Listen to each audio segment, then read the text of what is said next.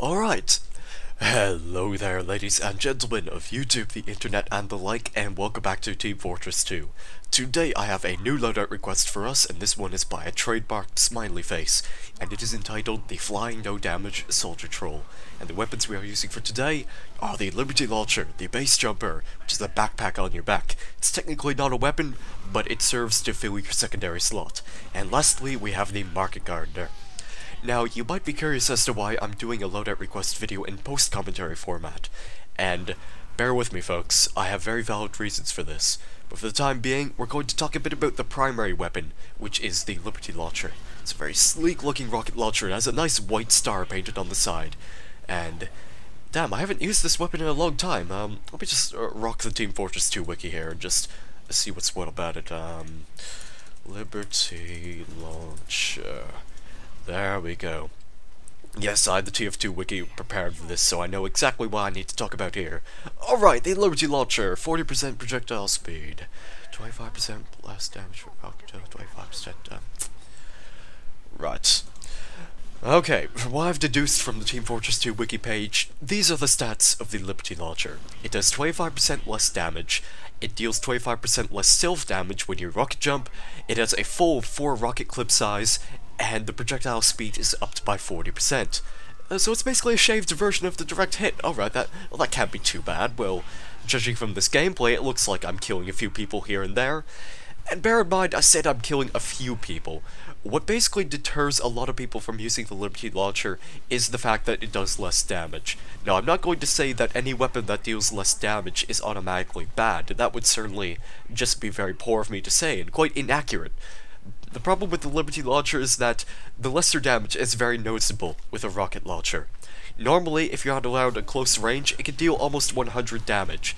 The Liberty Launcher, at maximum, deals about 80 damage at close range, 70 sometimes, and if you're in the mid to the long range, it's fairly pathetic. You might possibly notice that you can only shave about 90 damage off of somebody if you just manage to catch them by the foot, or even the side of the foot, I might note.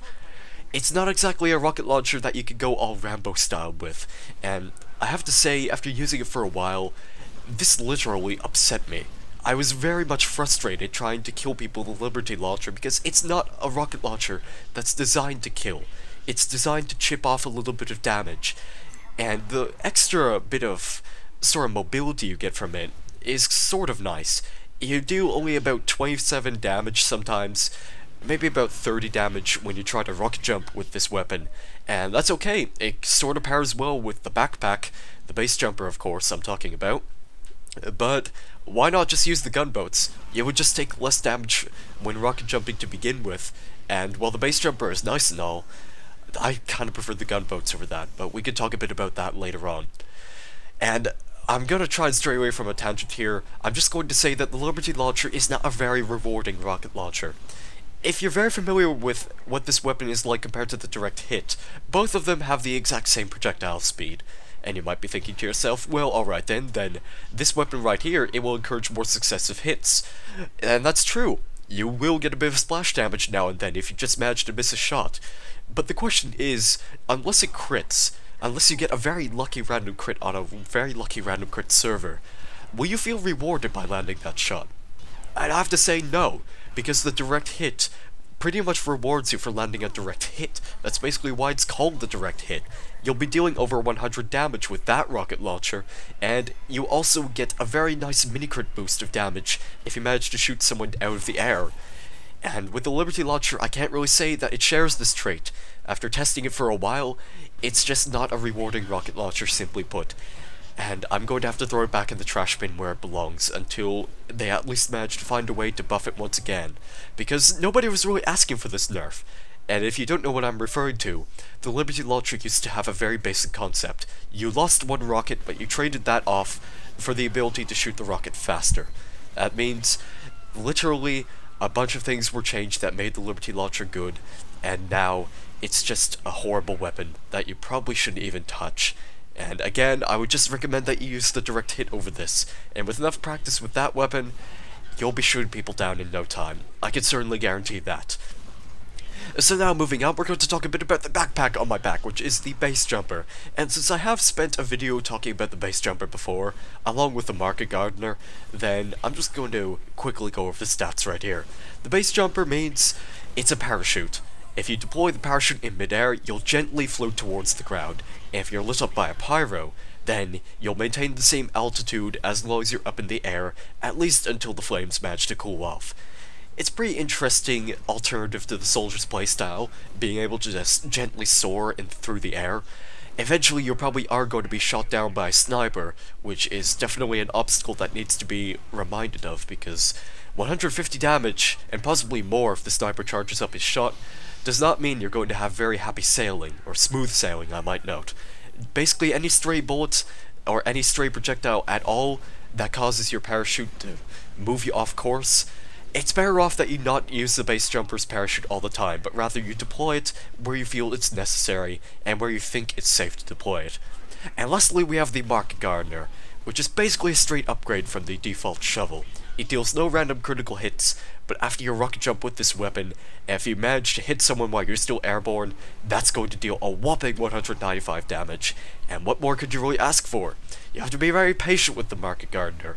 You can't exactly land on top of an enemy and announce, "You are dead now, I have killed you." Instead, you're only going to be doing about 65 damage if you land on his surface. You have to aim your rocket jumps carefully. You have to make sure your trajectory is balanced enough so that way you land right next to the enemy, or you just quickly pass over them and deal that 195 damage crit. And now I guess we can move on to talking about the compatibility of all these weapons together. Now, as you're watching me rocket jump around in the background like a lunatic, you've probably managed to analyze what the strengths and what the weaknesses are of using this loadout. I have to say, this was not an enjoyable experience for me. This is probably one of the first loadouts I've ever played with where I simply just wasn't having fun. And what you're seeing right now, these gameplays in the background, are basically the good gameplays. Possibly the only good gameplays I actually recorded where I used this loadout. Anything else, it was just a horrible day. Such is the lifestyle when you record Team Fortress 2, so sometimes you're gonna have good days, and you're gonna have bad days. But unfortunately, the Liberty Launcher had produced a lot of bad recordings for me, and simply put, I was getting really tired of using it. So, here's the result. These are the best gameplays that I can record, and they turned out fairly decently. When you play as a soldier using this loadout, you're definitely a lot more on the supportive side. You're not going to be outputting a lot of damage, and you're probably going to have an easier time rocket jumping around. Me personally, I would stick with something like the gunboats and the default rocket launcher or the direct hit. Anything else is just once in a blue moon, and such being the case, I could not appreciate this loadout again. If you want to experiment with it, be my guest, but I seriously wouldn't recommend it if you just want to be the best soldier that you could be on the battlefield. But again, Team Fortress 2 is about having fun. If you're not having fun, then you might as well stop playing. And I didn't really have too much fun with this loadout, so I'm just going to have to switch to something else. I'm definitely not going to stop playing, but I'm definitely going to go back to something like the direct hit, gunboats, and market gardener combo. And before this video ends, some people might be wondering where I've been for the past 10 days.